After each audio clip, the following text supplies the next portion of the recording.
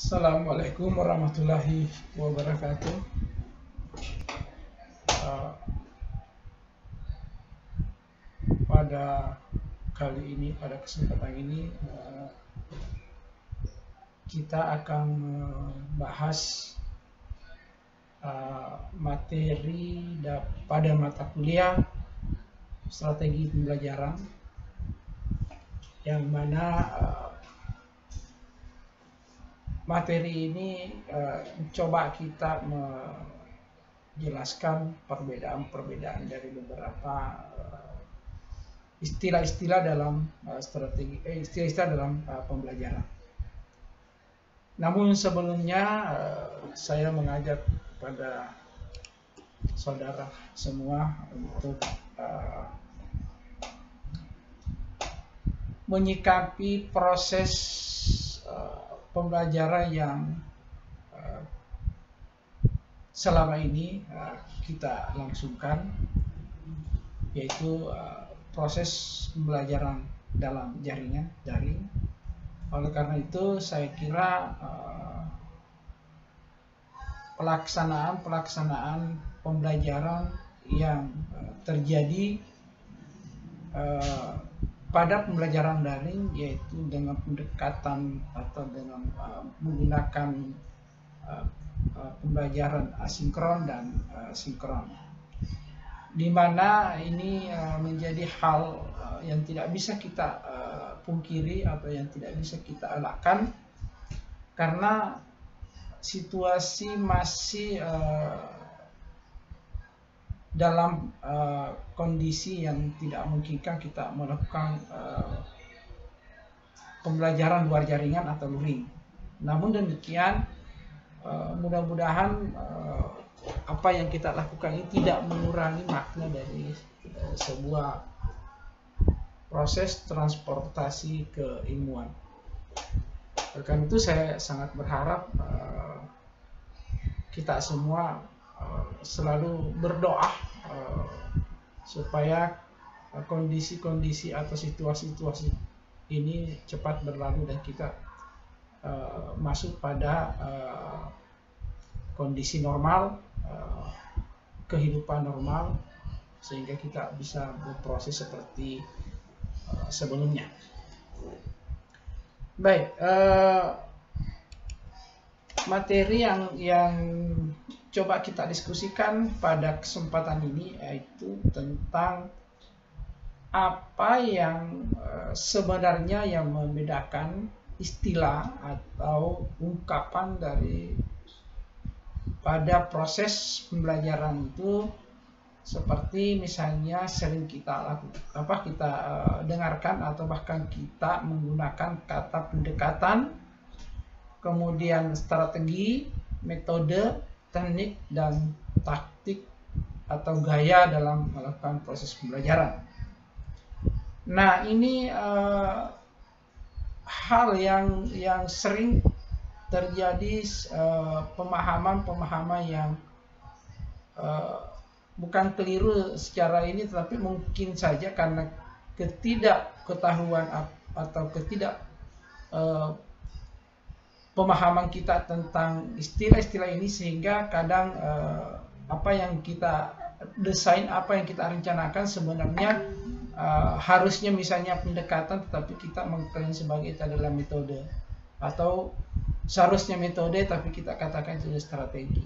Nah, baik, coba kita melihat secara umum, secara global, karena mungkin saya juga termasuk orang yang sering salah mempersepsi istilah-istilah ini. Baik. Nah, di dalam kotak model pembelajaran, di mana di dalamnya itu di sini ada istilah pendekatan pembelajaran, kemudian ada strategi pembelajaran, ada metode pembelajaran, ada teknik atau taktik pembelajaran. Nah, ini sebenarnya bisa kita lihat di mana perbedaannya, yaitu tentunya di aktivitas pelaksanaan masing-masing model ini. misalnya di pendekatan pembelajaran, tentu ketika itu istilah itu muncul, berarti yang di sini adalah istilah itu biasanya muncul pada kegiatan di student or teacher center, atau kegiatan pembelajaran yang boleh jadi berpusat pada student ataukah berpusat pada guru. Nah, ini istilah pendekatan pembelajaran. Nah, sedangkan pengertian dari strategi pembelajaran tentu ini juga aktivitas yang terkandung di dalamnya itu misalnya meliputi exposition, discovery learning, atau bahkan di group individual learning. Nah, ini yang sering kita desain, tetapi kita tidak paham bahwa itu adalah strategi pembelajaran. Karena ini banyak kita lakukan terhadap proses pembelajaran yang kita lakukan, karena sekarang mencoba kita lebih berpikir lebih kepada orientasi siswa yang berpikir kritis. Kemudian metode pembelajaran. Nah, kalau metode pembelajaran sudah pasti kita sering melakukan, bahkan kita menjadikan sebuah desain sebuah kegiatan pembelajaran ketika kita mendesain proses pembelajaran, yaitu metode ceramah, diskusi, simulasi, dan sebagainya adalah metode. Dan ini biasanya berlangsung dalam sebuah proses pembelajaran di kelas atau di luar kelas. Kemudian ada teknik dan taktik pembelajaran.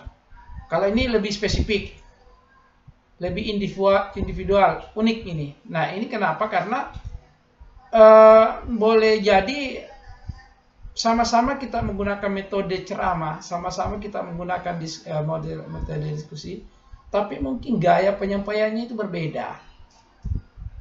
Nah, sehingga ini bagaimana teknik dan taktik pembelajaran. Ada orang melakukan ceramah secara monoton, ada yang mengajar dengan metode ceramah tapi monoton. Ada yang melakukan pembelajaran dengan metode ceramah, tapi mungkin diselingi dengan humoris. Ini yang gaya-gaya mengajar seperti ini itu sifatnya spesifik atau individual, unik. Nah, ini memang sangat person yang biasa kita lakukan. Nah, kita lihat strategi pembelajaran. Di beberapa ahli pendidikan itu mengartikan bahwa strategi pembelajaran menurut Kem misalnya itu adalah kegiatan pembelajaran di mana guru dan siswa untuk mencapai tujuan pembelajaran. Ya, jadi kegiatan pembelajaran yang di dalamnya guru dan siswa itu tujuannya untuk mencapai tujuan pembelajaran. Itu adalah strategi. Kemudian David juga berpendapat bahwa di dalam strategi pembelajaran terkandung makna perencanaan, desain. Ini tidak bisa kita lepaskan, ya, bahwa ketika ada strategi pembelajaran maka di dalamnya pasti ada perencanaan pembelajaran, ya, karena tahapan-tahapan atau urutan-urutannya biasa direncanakan sebelum kita melakukan sebuah pendekatan atau sebuah strategi. Masih bersifat konseptual tentang keputusan-keputusan dalam suatu pelaksanaan pembelajaran. Ya, jadi strategi itu masih bersifat konseptual untuk melahirkan keputusan dalam suatu pelaksanaan pembelajaran. Nah, ada bentuk strategi, ya, strategi pembelajaran, yaitu tadi sudah dijelaskan dalam bagan. Ada exposition, ada discovery learning, dan group individual learning. Nah, ini memang strategi pembelajaran yang sering atau biasa kita lakukan, biasa kita rencanakan atau desain dalam proses. Nah, bentuk strategi ini bahwa dilihat dari cara penyajian dan cara pengolahannya, itu strategi pembelajaran induktif, ya, dan pembelajaran deduktif. Jadi di strategi pembelajaran induktif dan strategi pembelajaran deduktif, itu bentuk strateginya. Nah, kalau kita lihat dari istilah strategi, ya, strategi itu sendiri adalah offline of operation shaping something, di mana ini sebuah rencana atau rencana operasi atau tindakan kegiatan yang mencapai sesuatu, strategi. Jadi rencana yang tindakan atau kegiatan itu untuk mencapai sesuatu, itu strategi, ya. Sedangkan metode, ya, metode adalah a way in achieving something, itu dimana di sini adalah jalan atau cara untuk mencapai sesuatu, ya. Jadi ini jadi satu rencana tindakan untuk mencapai sesuatu, satunya metodenya itu adalah jalan atau caranya untuk mencapai sesuatu, ya. Jadi ini sesuatu yang tidak bisa kita biasa pisahkan, karena kita satu merencanakan, satu melaksanakan caranya atau jalannya untuk mencapai sesuatu. Jadi ini tentu saling mendukung satu sama lain. Nah, metode pembelajaran itu biasanya dilakukan ketika kita mau mengimplementasikan apa yang kita rencanakan. Tentu yang sudah disusun dalam bentuk kegiatan nyata dan praktis untuk mencapai tujuan pembelajaran. Nah, ini karena ini memang sudah action sifatnya, ya. Jadi metode ini adalah jalan atau cara untuk mencapai sesuatu tadi, sehingga rencana-rencana yang setelah yang sudah disusun sebelumnya, maka di metode pembelajaran inilah yang secara nyata, secara praktis dilakukan untuk mencapai pembelajaran. Nah, metode pembelajaran sendiri ini ada beberapa, yang ada ceramah, ada demonstrasi, ada penampilan, ada diskusi, ada studi mandiri, ada kegiatan instruksional terprogram, ada simulasi, ada brainstorming, ada studi kasus, ada CAL atau Computer Assisted Learning, ada metode insiden, ada praktikum, ada metode proyek, ada role playing, ada seminar, simposium, tutorial, deduktif, induktif. Nah, ini semua adalah metode pembelajaran. Nah,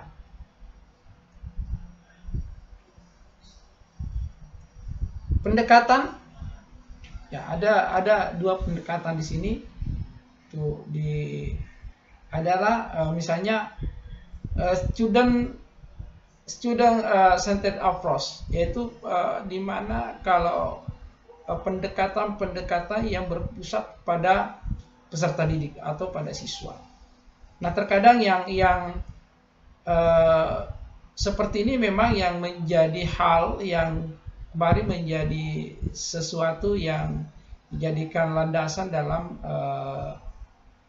pemberlakuan kurikulum 2013, di mana semua proses pembelajaran itu berpusat pada peserta didik.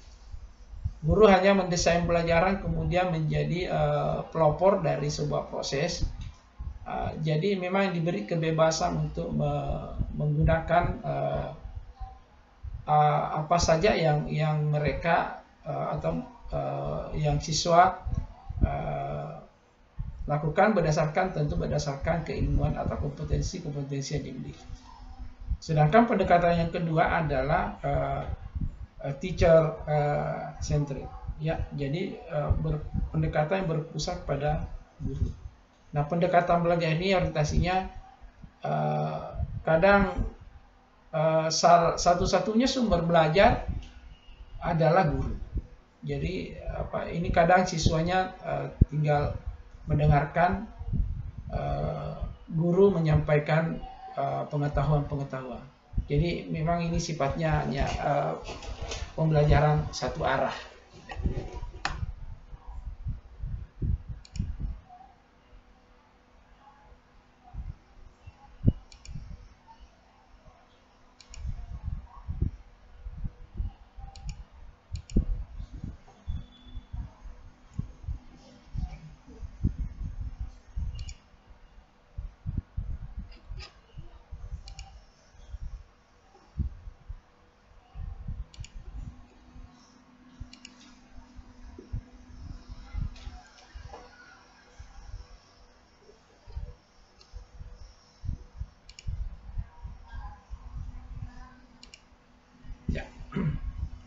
Kemudian ada kita lanjut di pengertian teknik pembelajaran.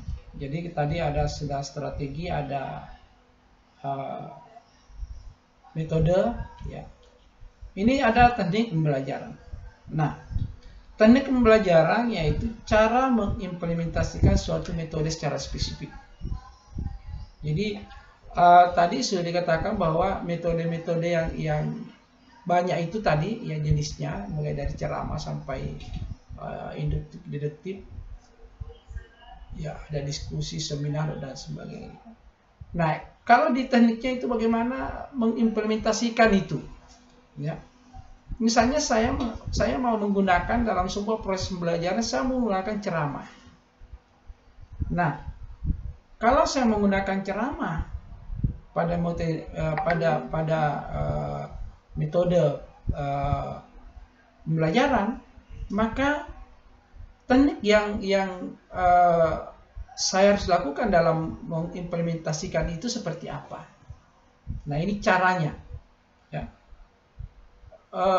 Boleh saja mungkin dalam ceramah mungkin saya ya itu tadi kembali pada bagaimana supaya transfer keilmuan itu bisa sampai mencapai tujuan yang dikehendaki. Karena metode apapun yang digunakan ya harus punya tujuan tertentu. Kalau misalnya ceramah, mungkin kalau ceramah ya mungkin orientasi tujuannya itu pada knowledge, pada bagaimana memahami sebuah konsep, peserta tadi memahami sebuah konsep, sehingga mungkin saya hanya menggunakan metode ceramah. Nah, tapi cara bagaimana teknik yang saya harus lakukan dalam dari ceramah itu ya tentu ini adalah gawenya atau bagian daripada teknik pembelajaran. Ini yang kita kemudian ya ini ada contoh, ini contoh bahwa ceramah misalnya siswanya banyak, tentu membutuhkan teknik tersendiri. Ya, berbeda ketika siswa itu terbatas. Jadi kalau misalnya ceramah baru dengan kapasitas kapasitas 60 orang dalam satu rombongan belajar. Itu kan beda ketika kapasitasnya hanya betul-betul 30 maksimum dalam suatu rombongan. Ya, ini yang ini. Kalau seperti itu berarti kan teknik yang digunakan mesti harus berbeda. Nah, bagaimana caranya itu kita lihat dari kondisi kelas. Bagaimana menyusun sebuah teknik pembelajaran. Makanya semuanya disusun setelah kita paham. Nah, memang kasus-kasus yang terjadi selama ini baik itu di dalam proses pembelajaran di sekolah maupun di perguruan tinggi, ini kadang ada namanya kelas paralel. Nah, ini kalau dia seperti itu, nah bagaimana teknik seperti itu? Ya, karena kita mau melihat bahwa bagaimana karakteristik peserta didik yang kita hadapi. Nah, inilah yang perlu kita pahami secara bersama. Bahwa sebenarnya di proses pembelajaran yang betul-betul kita harus pahami mulai dari strategi yang kita gunakan, kemudian metode yang kita lakukan, pendekatan metode, kemudian bagaimana teknik yang kita lakukan dalam sebuah implementasi metode yang kita sudah. Sekarang taktik pembelajaran. Nah, kalau ini taktik pembelajaran sebenarnya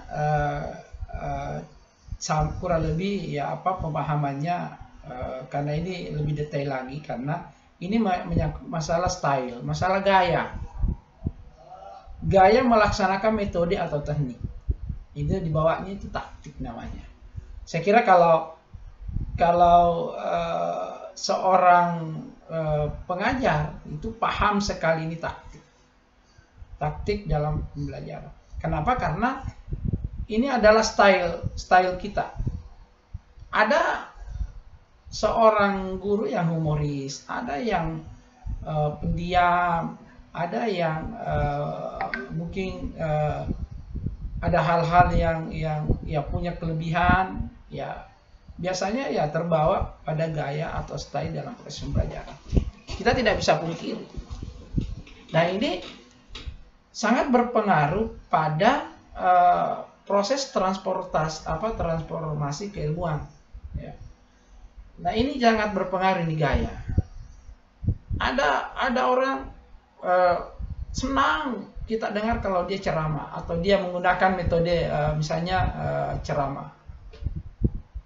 Kita senang walaupun dia sebenarnya ceramah yang mana kalau ceramah konsep yang disampaikan itu hanya kepada pengetahuan, knowledge-nya. Tetapi kita senang karena mungkin teori-teorinya ungkapan-ungkapannya memang selalu gaya-gaya yang mudah dipahami. Karena ada orang yang berteoritis, ada orang yang menyampaikan materi ajar terlalu tinggi sehingga mungkin sulit untuk dipahami oleh peserta didik. Apalagi kalau pada saat dia menggunakan stylenya mengajar, itu cenderung dia tadi menggunakan gaya-gaya yang istilahnya ya kalau di sini otoriter dalam pengertian pendidikan, maksudnya tidak boleh dibantah. Ini yang tidak boleh dibantah sehingga apa yang dilakukan oleh seorang guru ya mengalir begitu saja. Ini style. Ada juga guru tidak senang kalau tidak ditanggapi dia punya ungkapan. Merasa bahwa loh, jadi mengerti atau tidak mengerti, sehingga setiap tahapan-tahapan kompetensi kalau di dalam rancangan pembelajaran itu ada namanya indikator capaian, ya, indikator pencapaian kompetensi atau IPK. Itu memang yang sebuah tujuan yang paling kecil untuk menjadi sasaran untuk keberhasilan proses. Jadi di indikator pencapaian kompetensi ini setiap selesai melakukan gaya style dalam penyampaian itu selalu dia bertanya untuk mengukur atau mengevaluasi apa peserta didik ini mengerti atau tidak, sehingga gaya-gaya seperti itu dia selalu lakukan. Nah, ini ada juga seperti itu, dan ini memang sangat individual. Ya, itu tadi. Jadi ya boleh jadi ada dua orang yang menggunakan metode ceramah ini, tapi berbeda dalam taktik yang digunakan. Karena ini tergantung dari style. Ya, ada orang ya mungkin karena agak susah menyampaikan ketika dia berhadapan dengan peserta didik, maka ada juga orang melakukan taktik atau gaya ya peserta didik disuruh mendikte, kemudian dia malah bertanya. Ini juga ada style seperti itu, ya. Nah, mari kita lihat model-model pembelajaran. Nah, model-model pembelajaran itu merupakan bentuk pembelajaran yang tergambar dari awal sampai akhir yang disajikan atau yang dibawakan oleh guru secara khas guru ini. Jadi ini model-model pembelajaran. Jadi bagaimana mengimplementasi bentuk-bentuk pembelajaran yang sudah disusun dari awal sampai akhir. Bagaimana dengan kekhasan guru menyampaikan itu. Kemudian dibingkai atau dibungkus dalam dari sebuah penerapan approaching atau pendekatan metode dan teknik pembelajaran. Nah, ini model-model pembelajaran. Bruce Joik dan Marsawel itu mengatakan seperti ini dalam teorinya, bahwa 4 kelompok model pembelajaran, yaitu model interaksi sosial, ada model pengolahan informasi, ada model personal humanistik, dan ada model modifikasi tingkah laku. Nah, ini punya makna masing-masing dan mungkin ini akan disinggung secara khusus. Kemudian ada penggunaan istilah model pembelajaran tersebut diidentikan atau disamakan dengan strategi pembelajaran. Jadi ada penggunaan istilah seperti itu, bahwa model pembelajaran tersebut identik dengan strategi pembelajaran. Ya, apapun sebenarnya dari sebuah konsep itu, bahwa strategi yang kita maksudkan di sini adalah bagaimana supaya langkah-langkah yang telah didesain di awal itu kita menggunakan strategi. Tentu strategi ini diinginkan menjadi jalan, ya, diinginkan menjadi sebuah proses atau jalan dalam proses, sehingga nanti hasil atau capaian pembelajaran itu bisa lebih maksimal atau bisa meningkatkan hasil proses pembelajaran. Nah, sedangkan desain pembelajaran itu bagaimana kita merencanakan sistem lingkungan belajar setelah ditetapkan di strategi pembelajaran. Nah, ini yang perlu kita pahami. Jadi desain itu kita coba rencanakan di sistem di lingkungan belajar, ya. Setelah strategi pembelajarannya kita tetapkan. Nah, di strategi sendiri itu kemungkinannya muncul beberapa atau tipe atau jenis rumah yang hendak dibangun, misalnya, ya. Misalnya rumah joglo, rumah gadang, rumah modern, dan sebagainya, rumah apa saja. Nah, masing-masing akan menampilkan kesan dan pesan yang berbeda dan unik. Itu strategi. Ya, itu strategi bagaimana. Kenapa? Karena strategi yang dimunculkan di sini tentu arahnya bagaimana supaya kondisi-kondisi itu bisa disenangi oleh orang. Ya, bisa kesan dan pesan yang akan dimunculkan di situ bisa melahirkan sebuah konsep-konsep yang lebih mudah dipahami. Kenapa? Karena begini, setiap